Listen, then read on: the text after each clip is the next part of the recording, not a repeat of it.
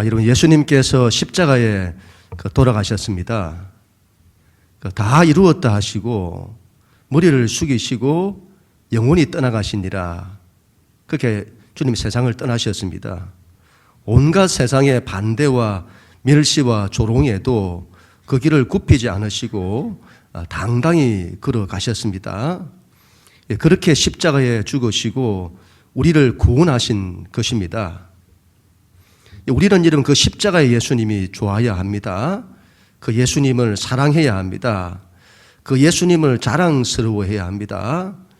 그 예수님을 부끄러워하지 않아야 합니다. 그런데 여러분, 우리의 신앙이 의외로 예수님을 부끄러워합니다. 아까 영상에서도 보았습니다마는 뭐가 여러분 두려운 것일까요?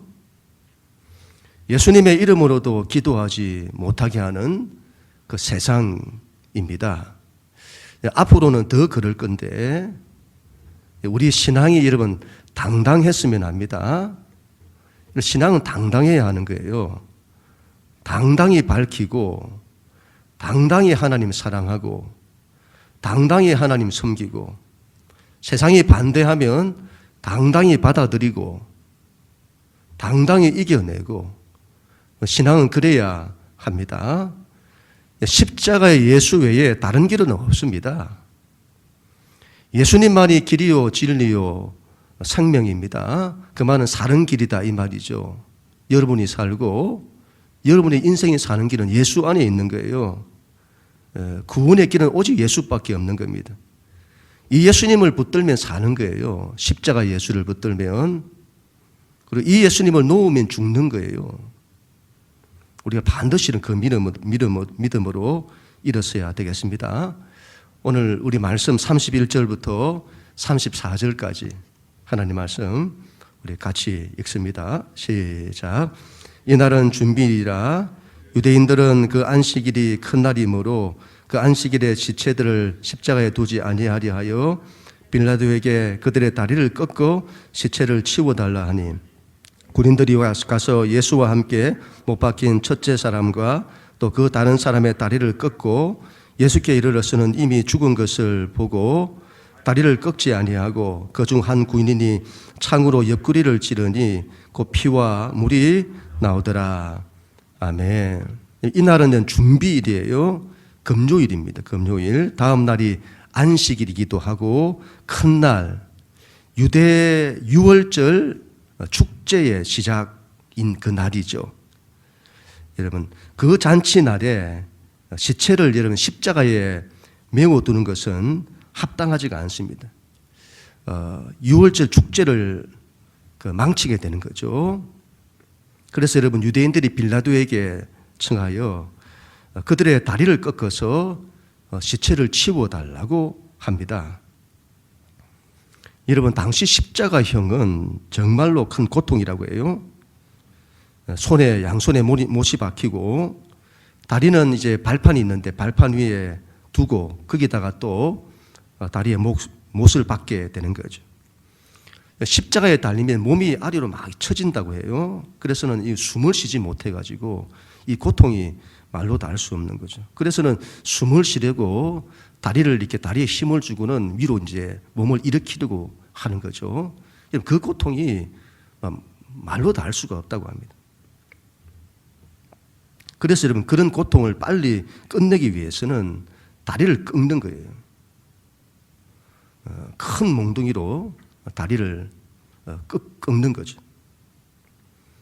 그리고 여러분 죽은 시체를 확인할 때에도 이 사람이 죽었는데 이 사람이 정말로 죽었는지 확인하려고 십자가에 내리기 전에 몽둥이를 다리를 꺾어서는 죽음을 확인하고 내리게 된다고 합니다. 빌라도는 유대인들의 요청을 받아들여 다리를 꺾게 합니다. 예수님과 함께 못 박혔던 첫 번째 사람과 두 번째 사람의 다리를 꺾습니다. 그런데 여러분 예수님의 다리는 꺾지를 않아요. 왜 그럴까요? 이미 주님이 죽었더라도 다리를 꺾어 확인하잖아요. 그런데 예수님에게는 그렇게 하지 않아요. 오히려 예수님은 옆구리를 찌르는 거죠. 이상하잖아요. 다른 사람처럼 다리를 꺾어 확인하면 되지. 왜 또 죽었다고 확인했는데 또 옆구리를 찌르느냐 이 말이지. 36절 37절에 이렇게 말씀합니다. 같이 한번 읽습니다. 시작. 이 일이 일어난 것은 그 뼈가 하나도 꺾이지 아니하리라 한 성경을 응하게 하려 함이라. 또 다른 성경에 그들이 그 찌른 자를 보리라 하였느니라. 성경이 그렇게 예언했다 이 말이에요. 그 예언대로 되었다. 성경 말씀대로 된 거다. 그 옛날 출애굽 때에 이스라엘 백성에게는 하나님이 어린 양을 잡아서 그 피를 문설주와 임방에 바르게 하잖아요. 그러면 죽음의 사자가 넘어가게 됩니다. 그게 유월절이잖아요. 그래서 어린 양을 잡고는 피를 바르고 그 다음에 그 고기는 그 집에 있는 식구들이 먹게 되는 겁니다. 그때 이렇게 말씀해요. 출애굽기 12장 46절 47절 말씀인데 한 집에서 먹되 그 고기를 조금도 집 밖으로 내지 말고 뼈도 꺾지 말지며 이스라엘 회중이 다 이것을 지킬지니라. 대대로 지키는 거예요. 절대로 뼈를 꺾지 않습니다. 왜 뼈를 꺾지 말라고 할까요? 고기를 먹을 때 여러분 뼈를 꺾잖아요. 통닭 드실 때 뼈를 꺾잖아요. 제일 먼저 뒷다리 꺾고 날개 꺾고 그렇게 하잖아요. 어린 양은 그렇게 먹어서는 안 된다 이 말입니다. 어린 양의 고기를 그런 식으로 먹는 게 아니다. 뼈를 안 꺾고. 이건 뭐라고 해야 되나요? 그러면 발라서 먹는 건가요? 어린 양은 뼈를 꺾어서는 먹으면 안 된다. 이게 왜 그렇게 하는 거죠? 그 어린 양이 자신들을 대신해서 희생된 겁니다. 여러분, 그 어린 양과 같이 예수님께서 온 인류의 죄, 우리의 죄를 위해서 대신 희생되신 거예요. 예수님의 의로움이죠. 그래서 사람들이 그 시신을 함부로 하지 않는 거예요. 돌아가신 분의 장례식에서 장의사들이 죽은 사람의 시신을 함부로 꺾으면 싫잖아요. 함부로 꺾는 것은 그 사람을 굉장히 무시하는 거죠. 죄인들은 그렇게 꺾을 수가 있는 거예요. 십자가에 죽은 죄인들. 예수님은 그렇게 안 하시는 거예요. 장의사들이 시신을 여러분 잘 이렇게 대우를 하면 가족들이 그렇게 그게 귀하게 느껴지잖아요. 십자가 밑에서 여러분 그 군인들이 예수님의 시신을 함부로 대하지 않았다는 걸 말하는 거예요. 십자가에 채용되었던 다른 죄수와 다른 거예요. 뼈가 꺾이지 않은 이 일은 그분이 우리를 위해서 희생되신 의인이라는 것을 증거하는 겁니다. 이건 하나님이 그렇게 하신 거죠. 하나님이. 뼈가 꺾이지 않도록. 그 옛날 성경이 예언했던 어린 양이기 때문에. 우리를 대신해서 희생되셨기 때문에. 성경의 예언대로 그렇게 하시는 거예요.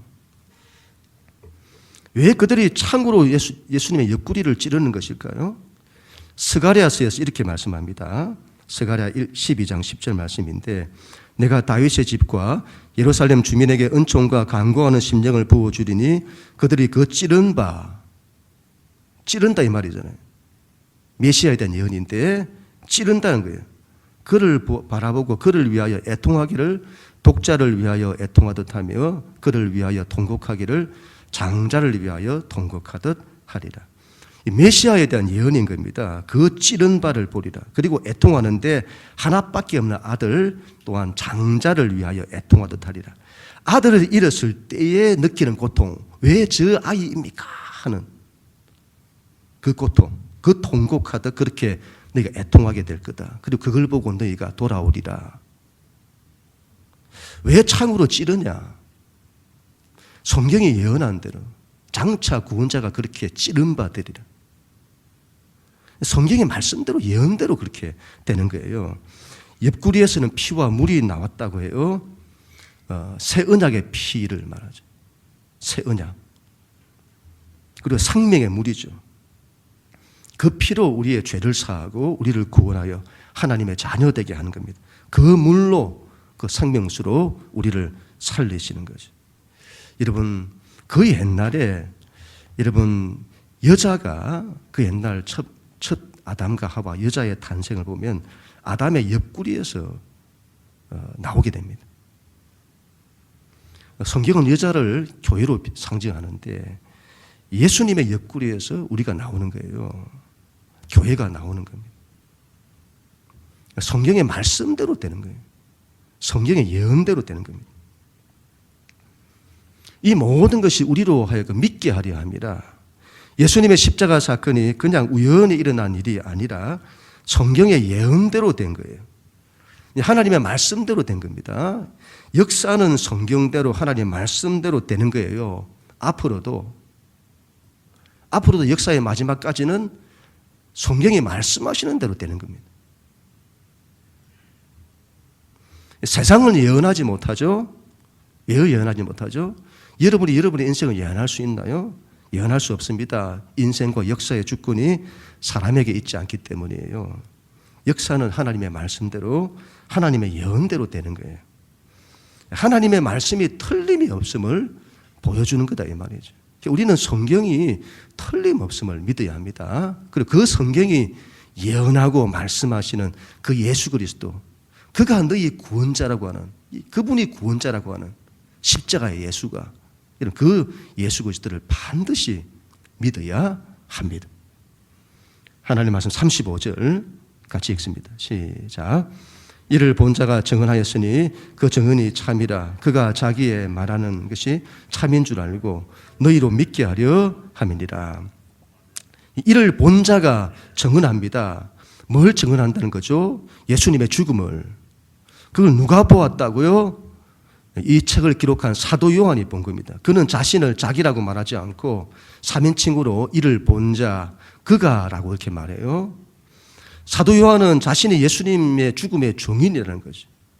예수님이 십자가에 죽으셨다. 정말로 죽으셨다. 이미 죽은 줄 알고 다리를 꺾지 않았다. 이미 죽으셨다. 그 옆구리를 창으로 찔러 피와 물이 다 쏟아지셨다. 그분의 죽음을 말하는 거죠. 그분의 죽음은 참이다. 이걸 말하는 거예요. 사도 요한은 예수님의 죽음이 참이라고 그렇게 강조하고 또 강조하는 겁니다. 왜 그럴까요? 당시에는 초대교회에 당시 영지주의 이단이 있었는데 그들 중에 가연설주의자들이 있었습니다. 도케티즘이라고 하는데 그들은 영혼은 선하고 육체는 악하다고 얘기했어요. 그래서는 하나님의 아들이 육신을 입고 왔다는 것을 반대하고 하나님의 아들이 십자가에 죽으셨다는 것을 인정하지 않습니다. 육신을 입은 것처럼 환영으로 보였을 뿐이라고 해요. 요한복음은 이 부분을 단호히 반대합니다. 이슬람교도 예수님을 말해요. 그들도 예수님을 선지자로 인정을 합니다. 그분이 장차 올 재림주로 온다고까지 말해요. 그런데 여러분, 정말 희한한 것이 예수님의 십자가 죽음은 부인합니다. 이상해요. 이단들 가운데 예수님의 십자가 죽음을 부인하는 이단들이 있어요. 이슬람도 마찬가지죠. 예수님께서 십자가에 죽지 않고 성천하셨다는 거죠. 왜 그럴까요? 예수님께서 십자가에 죽으셨고 부활하셨다는 것을 거부하는 겁니다. 여러분, 이 세상의 대적들이 반대하는 걸 잘 보세요. 그게 중요한 우리의 진리가 담겨져 있는 겁니다. 그런 점에서 그들이 예수님의 죽음을 부인하잖아요. 반대하잖아요. 그 점은 예수님이 십자가에 죽으셨다는 것이 우리 기독교 신앙에서 그토록 중요하다는 것을 말씀하는 겁니다. 이게 너무도 중요하기 때문에 이걸 믿지 못하도록 대적들이 아니라고 반대하는 겁니다. 우리가 믿는 기독교 신앙은 죽고 사는 신앙입니다. 죽고 사는 신앙. 완전히 죽고 완전히 다시 사는 신앙이에요. 내가 죽는 거예요. 내가 죽어야 사는 거예요. 내가 죽지 않으면 다시 살지를 못해요. 이전 것은 지나갔으니 보라 새 것이 되었도다. 우리의 이전은 옛사람은 완전히 지나가는 거예요. 죽는 거다 이 말이지. 그리고 완전히 새 것으로 다시 사는 겁니다. 우리는 예수님과 함께 십자가에 완전히 죽는 거예요. 그리고 다시 사는 거다 이 말이지. 이게 왜 중요하냐? 이게 없으면 자기가 죽지를 않아요. 신앙이 자기가 죽어야 한다는 걸 알지를 못한다 이 말이지. 죽지 않고 자기가 살아있으니 신앙이 제대로 되지를 않는 겁니다. 그리고 하나님은 죽음에서 다시 살리시는 하나님이세요. 예수님이 정말로 죽으신 거예요. 그리고 그 죽으신 예수님을 하나님 아버지께서 다시 살리시는 겁니다. 죽은 자를 살리시는 하나님이세요. 우리가 신앙에 이 믿음을 가져야 된다 이 말이죠. 그래야만 이 믿음을 가져야 우리가 인생 살면서 그 어떤 절망 가운데 있더라도, 그 어떤 상황 가운데 있더라도, 그 어떤 죽음 가운데 있더라도 우리가 다시 사는 거다 이 말이죠. 그런데 죽고 사는 신앙이 아니에요. 내 신앙이. 물론 나를 믿는 자는 죽어도 산다는 신앙, 그 신앙이 아니다 이 말이죠. 죽어도 산다, 그걸 내가 믿느냐? 근데 우리 신앙이 그런 신앙이 아니다 이 말이에요. 그러니 믿음에 힘이 없는 거죠. 죽음이 뭡니까? 죽음의 문제와 비교할 때 아무것도 아닌 삶의 문제에 대해서도 하나님은 그 문제를 해결할 힘이 없으신 거예요. 왜 그렇죠? 내 신앙이 죽고 사는 신앙, 죽어도 산다는 신앙이 아니기 때문이죠. 하나님은 죽은 자도 살리신다는 그 하나님이시다. 그 신앙이 아니기 때문이죠. 그러니 우리 신앙에 힘이 없는 거죠. 예수님이 정말로 죽으신 거예요. 우리의 모든 죄를 다 짊어지시고 죽으신 겁니다. 예수님께서는 죄인된 온 인류를 다 품으시고 죽으신 겁니다. 그리고 그분이 우리를 다 품으시고 하나님께로 가시는 겁니다. 그리고 그분이 우리를 다 품으시고 죽으셨고 우리를 다 품으시고 살리신 것이죠. 그리고 우리에게 말씀하시는 거예요. 세상에 있는 이들을 너희도 품고 너희도 그와 같은 죽는 자리에 있을 수 있냐? 너희도 그런 자리에 있을 수 있냐? 우리의 삶에 조금만 고난이 와도, 조금만 어려움이 와도 왜 이런 고난을 주시냐고 원망하고 불평하는 것이 아니라 내가 너를 통해서 저들을 살리고 너를 통해 저들이 복을 받게 하기를 원하는데 그 일을 위해 너가 고난의 자리에 있을 수 있냐? 그 자리에서 그들을 품어낼 수 있냐? 내가 죽음의 자리에까지 있을 수 있냐? 이게 기독교 신앙의 핵심이라는 거예요. 여러분, 예수님이 십자가에 죽지 않으셨다는 것이 얼마나 기독교 신앙을 엉뚱하게 만드는지 모릅니다. 십자가에 죽지 않았다고 하는 신앙이, 그걸 딱 보게 되면 신앙이 안 죽어져. 내가 안 죽는 신앙이죠. 그리고 우리의 신앙도, 우리의 삶도 고난이 없는 삶이에요. 신앙이 뭘 추구하냐? 내가 안 죽는 신앙, 내가 안 죽어도 되는 걸 찾아요. 그리고 고난 없는 십자가 없는 신앙으로 간다 이 말이에요. 우리 신앙을 그렇게 만들어 버리는 거죠. 예수님이 정말로 죽으셨습니다. 우리를 위해서. 그리고 정말로 다시 살아나셨습니다. 우리를 위해서. 우리의 신앙은 죽고 사는 신앙이어야 합니다. 죽어도 산다는 신앙이어야 합니다. 그리고 저들을 살리기 위해서, 가정을 살리기 위해서, 이웃들을 살리기 위해서, 저들을 복되게 하기 위해서 나에게 주어진 고난을 기꺼이 감당하는 신앙이어야 합니다. 거기에 놀라운 하나님의 부활과 생명의 역사가 나타나는 거예요. 생명의 역사는 십자가를 통해서 나타나는 거예요. 그런 우리 모두가 다 될 수 있기를 축복합니다. 38절, 39절 같이 읽습니다. 시작. 아리마대 사람 요셉은 예수의 제자이나 유대인이 두려워 그것을 숨기더니 그 일 후에 빌라도에게 예수의 시체를 가져오기를 구하매 빌라도가 허락하는지라 이에 가서 예수의 시체를 가져가니라. 일찍이 예수께 밤에 찾아왔던 니고데모도 모략과 침향 섞은 것을 100리터라쯤 가지고 온지라. 아멘. 이런 예수님을 장사한 사람들은 12제자가 아니었습니다. 12제자들은 대부분 다 떠났죠. 전혀 생각지도 못한 두 사람이 오늘 등장합니다. 첫 번째 사람은 아리마대 사람 요셉입니다. 그는 예수님의 제자입니다. 그러나 유대인들이 두려워 그 사실을 숨기고 있었습니다. 마가복음에 보면 그는 존경받는 사내들인 공의회 회원이고 하나님 나라를 기다리는 사람이라고 합니다. 요즘 같으면 국회의원이다 이 말이죠. 마태복음에는 부자 요셉이라고 합니다. 누가복음에서는 사내들인 공의회 회원이고 선하고 이로운 사람이라고 합니다. 그가 빌라도를 찾아갑니다.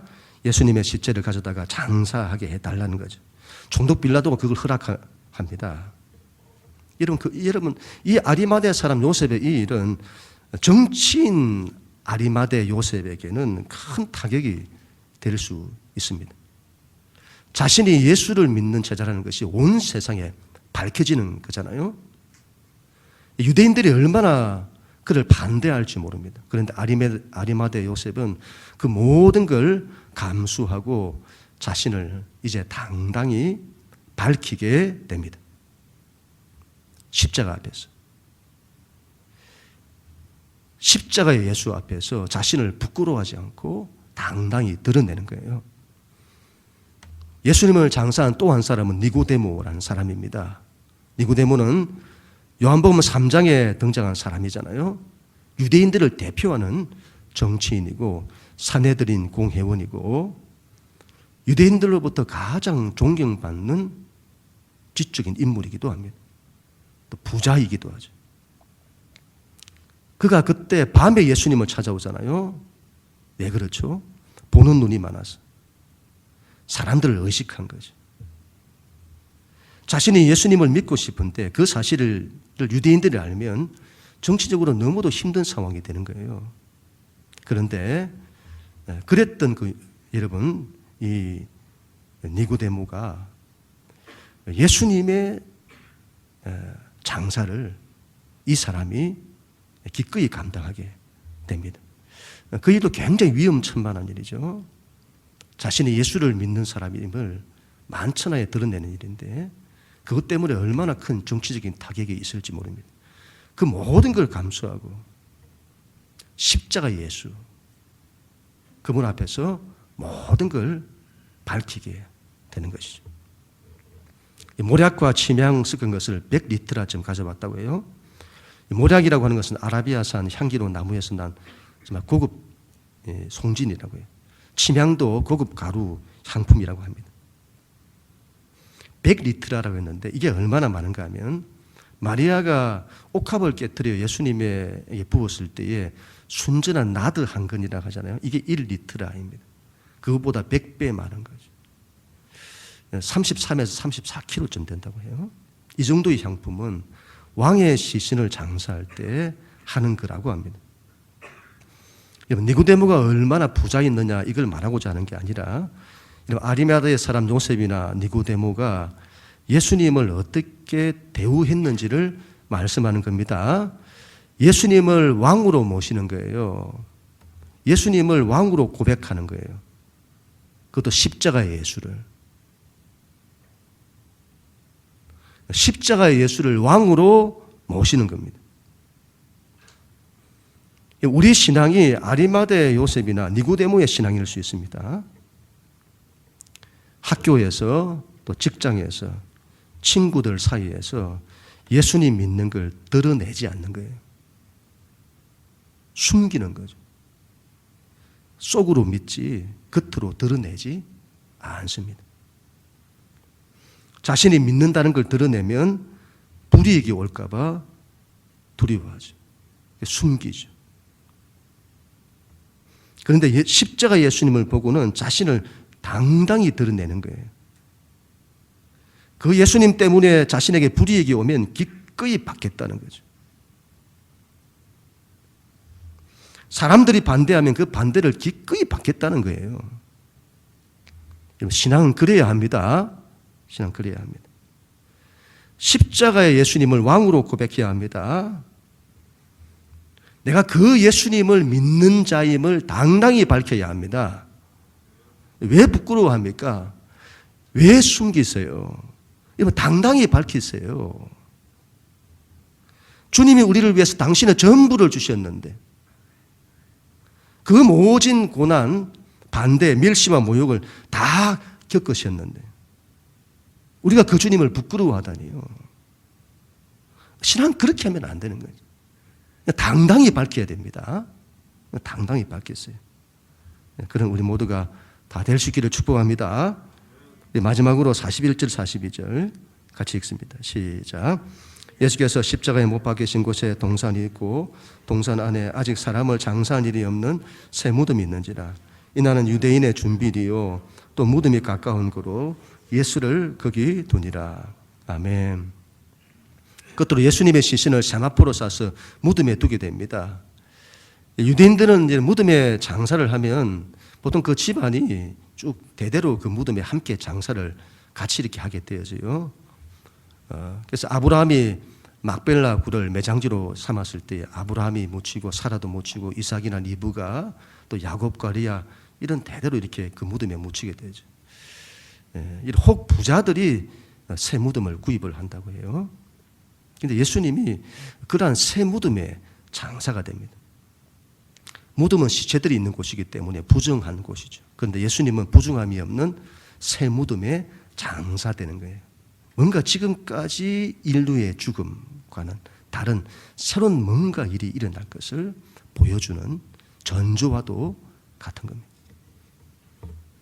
예수님의 시신을 무덤에 두는 거예요.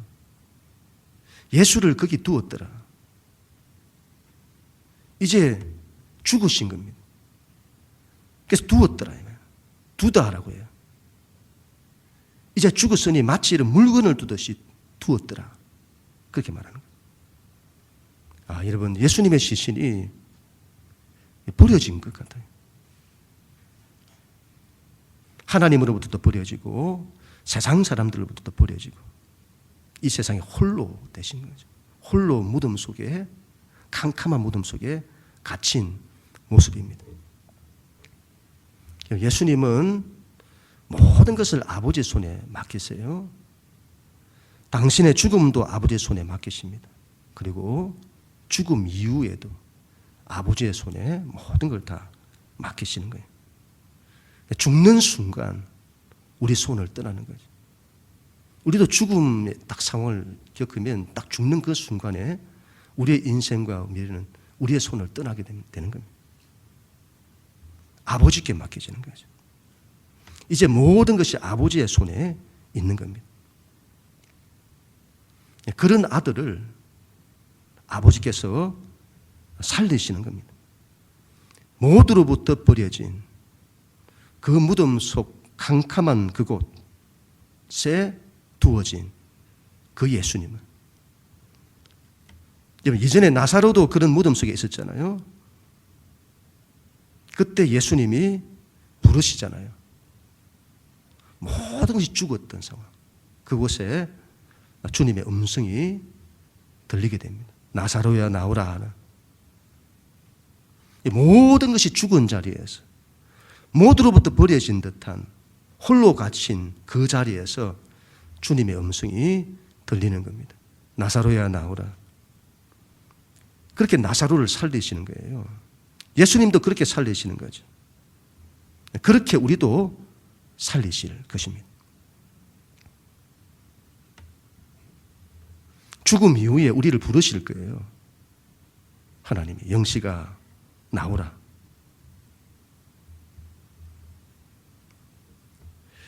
때로는 우리가 살다 보면 외로울 때가 있습니다. 이 세상에 나 혼자인 것 같고 아무도 없는, 이 세상에 내동댕이 쳐져 있는 무덤 속에 갇힌 것 같은, 빛도 안 보이고 길도 안 보이고 문도 닫혀 있고 나에게는 더 이상 할 수 있는 아무것도 없고 능력도 없고 모든 것을 내려놓는, 모든 것이 죽은 그 무덤의 자리죠. 아무도 나와 함께하지 않는 듯한, 그러나 그런 우리를 하나님은 결단코 버리지 않으십니다. 결단코 나를 포기하지 않으십니다. 그런 나를 무덤에서 살리시는 거죠. 예, 우리가 살아가는 인생에서 무덤의 자리, 빛이 안 보는 자리에서 부활을 보는, 부활을 바라볼 수 있는 반드시 그 믿음을 좀 가져야 합니다. 여러분, 낙심하지 마세요. 절망하지 마시고 예수님처럼 모든 걸 아버지께 맡기세요. 하나님이 반드시 살리실 것입니다. 다시 살리시고 다시 부활하게 하실 것입니다. 우리는 그 믿음으로 반드시 일어서야 합니다. 우리가 믿는 기독교 신앙은 죽고 사는 신앙입니다. 내가 죽고 다시 사는 신앙이에요. 그리고 죽은 자를 다시 살리시는 하나님이십니다. 죽음의 상황, 무덤의 상황에서도 우리를 다시 살리시는 하나님이시다. 무덤에서조차 부활을 바라보는 믿음, 그 믿음으로 반드시 일어서야 합니다. 그럼 우리 모두가